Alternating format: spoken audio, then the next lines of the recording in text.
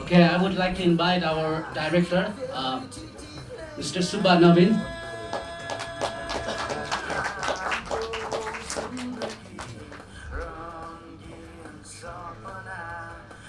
Okay, so if you have a question, please raise your hand. So I'll pass the microphone to you. Please give your name before the question. Hi, Nabin. My name is Craig McCurry. Fantastic film. I'm very wow. What a piece of work. Really congratulate you. It's a lot of detail, very well directed and written, and the emotions. And it's a very mature film. Very good. Nice insight into the story. Obviously, of what's going on in Nepal, and it's great to. Hopefully this gets out there to a lot of people. What was one of the, how long did it take to do the writing and also the casting on the film? Thank you, Makari. It took me for writing three person we wrote it. One story is written by me, the youngest one. And there is another Newar guy, the Kathmandu guy. It's written by another Newar guy, and there is another story written by my friend and producer Somthaka. We belong to three different ethnic groups. One is upper caste. We say upper caste, but Brahmin Chetri. He belongs to Brahmin Chetri, and second is Newar. He belongs to Kathmandu, and I'm.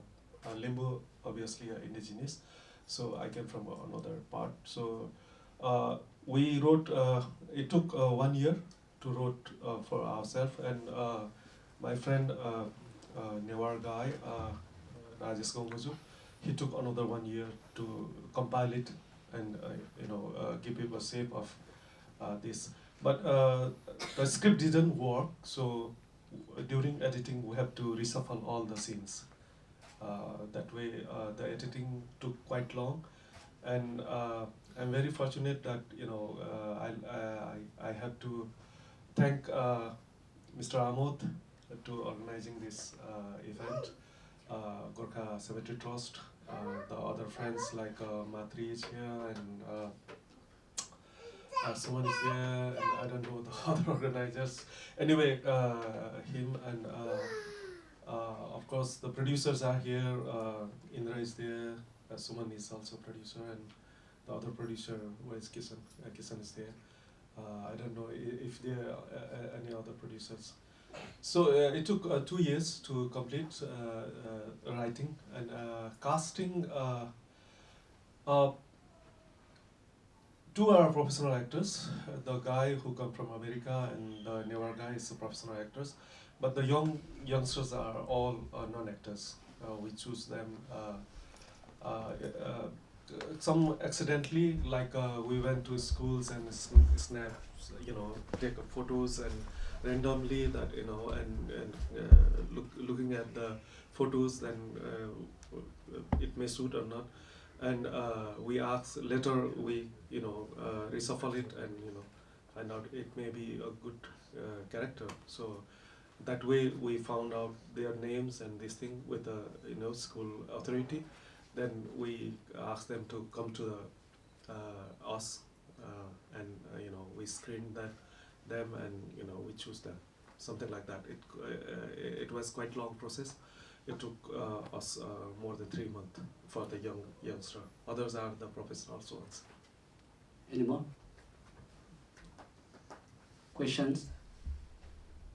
Question? नेपालीमा सोध्नु भयो नि? नेपालीबाट नि सोध्दा हुन्छ. Okay. Hong Kong audiences are notorious for being shy, so Okay. I always start it off at times.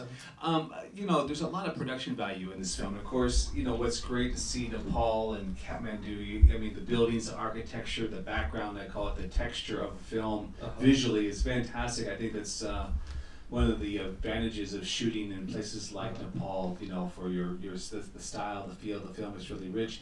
But you also had so many locations, and especially even when you working, did you have the military and the police working? Were they able to? I mean, it looks like they were involved with the real policemen and trucks and everything, or and how did you negotiate that? Because that seems like be a little bit tricky at times to get a police force or the military on board to shoot their scenes, I guess. Is there any tricky process of that? Did it take a long time to get permission, or are those just all extras in costume? I don't, are they the real thing, or are they just make believe? Yeah, it's all make believe. Okay. There's a lot of incident, a very interesting incident happened during that time. Actually, we didn't get permissions from army. They were very reluctant to help us. I went to now she's the president of our country, Vidyavanari. During that time, she was a defense minister. She was a defense minister, and fortunately that I know her because my previous film was screened by her organizations in different part of Nepal. So I went to her, and I'm making this film. It's about the insurgency period. So she said that okay, I don't say I will give you the permission, but I have to ask the army. So she gave this script to the army, and the army denied it. No, we can't do it because it gives us in negative shade. So there's no other options. So we brought the guns from here, Hong Kong, and smuggled to Nepal. Like Kisan is there. He brought I don't know where. And my sister was here. She went outside. She carried the gun to Kathmandu, so that way we, collected the guns, and we made some fake guns.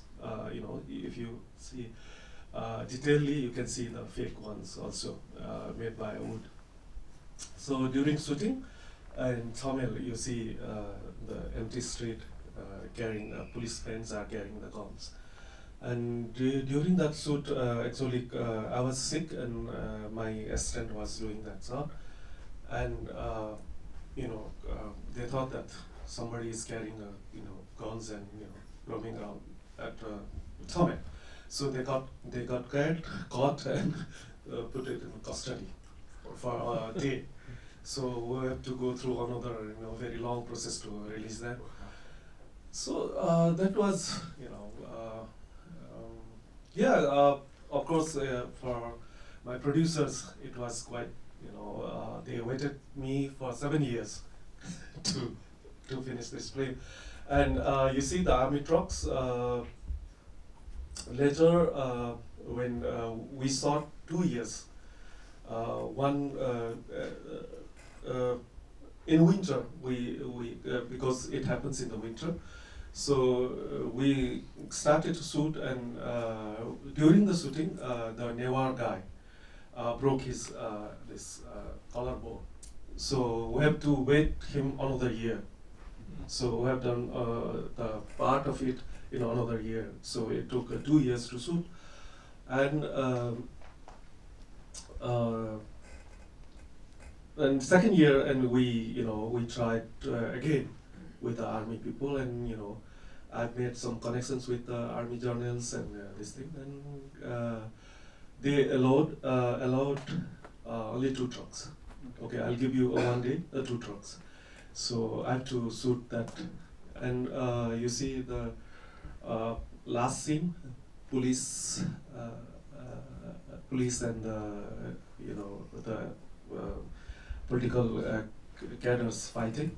That in 1 hour. So they I paid almost 30,000 Nepali rupee for the truck and the police, and in 1 hour I just finished the final scene. Okay, we can take one more question. Any more? Anybody? Robin? Any question? No. Kaz? Any question? Yeah? No? Anybody? Okay.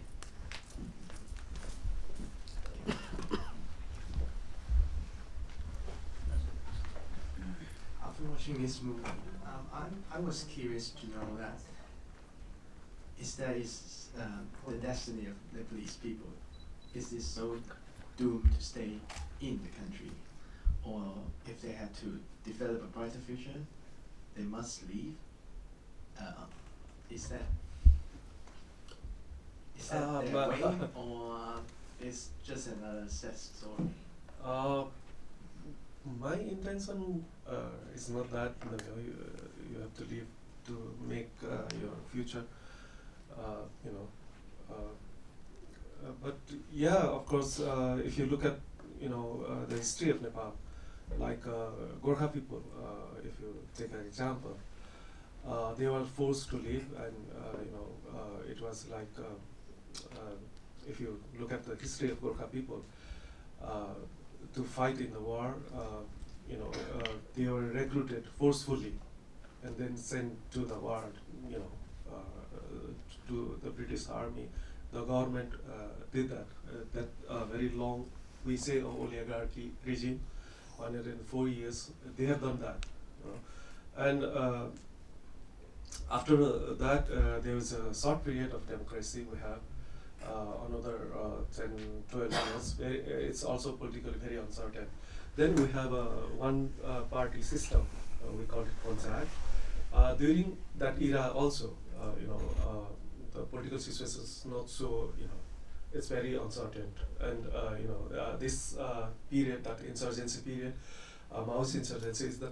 I say it's a climax. Maybe there will be another this kind of, uncertainty will come again. But right now we have a new constitution, and we hope that it will bring a stability, so that Nepali people don't have to go again, go abroad for searching their futures. But I don't know. Now it became a tradition. Almost 4 million people out of 30 million people. 4 million people are working abroad in Gulf countries. Even in Hong Kong or Malaysia, United States or Australia. So very big population is outside the country because of these political situations. Thank you. Okay, now we don't have much time, so this is the end of our screening and the QA session. Thank you so much for being here today. Thank you so much. Good night.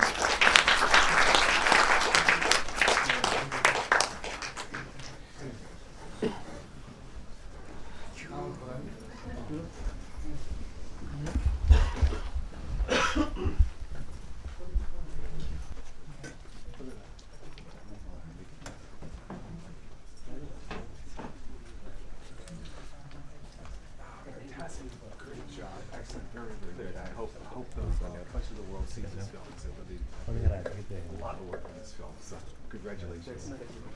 I hope I will see your film. Oh, sometime, but mine is much smaller than yours. I'm surprised how much stuff. I mean, it's really amazing the amount of production quality you've got in all of the different. I mean, you really get a lot of bang for your buck, so to speak.